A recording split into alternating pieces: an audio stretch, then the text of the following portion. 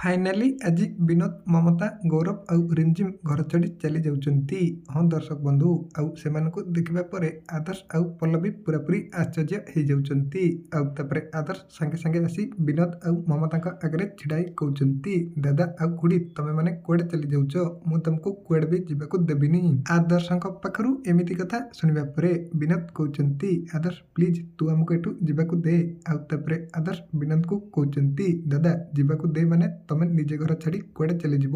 ଏମିତି କହିବା ପରେ ଆଦର୍ଶ ମାୟା ଆଉ ରୁବିଙ୍କୁ କହୁଛନ୍ତି, ଏ ଘରେ ଏଠି କି ମଜାକ ଚାଲିଛି? ଏମିତି କହିବା ପରେ ଆଦର୍ଶ ମମତାଙ୍କୁ କହୁଛନ୍ତି, ଖୁଡ଼ି ତମକୁ ଏ ଘର ଛାଡ଼ି ଚାଲିଯିବା ପାଇଁ କିଏ କହିଛି? ହେଲେ ମମତା କହୁଛନ୍ତି, ଆଦର୍ଶ ଆମକୁ ଏ ଘର ଛାଡ଼ି ଚାଲିଯିବା ପାଇଁ କେହି ବି କହିନାହାନ୍ତି, ଏ ନିଷ୍ପତ୍ତି ଆମେ ନିଜେ ନେଇଛୁ। ତେବେ ଦର୍ଶକ ବନ୍ଧୁ ଆପଣମାନଙ୍କୁ କ'ଣ ଲାଗୁଛି? ଏଥର କ'ଣ ସତରେ ବିନୋଦ, ମମତା, ଗୌରବ ଆଉ ରିମଝିମ୍ ଘର ଛାଡ଼ି ଚାଲିଯିବେ କି? ଯଦି ହଁ କମେଣ୍ଟରେ ୟେସ୍ ଲେଖନ୍ତୁ।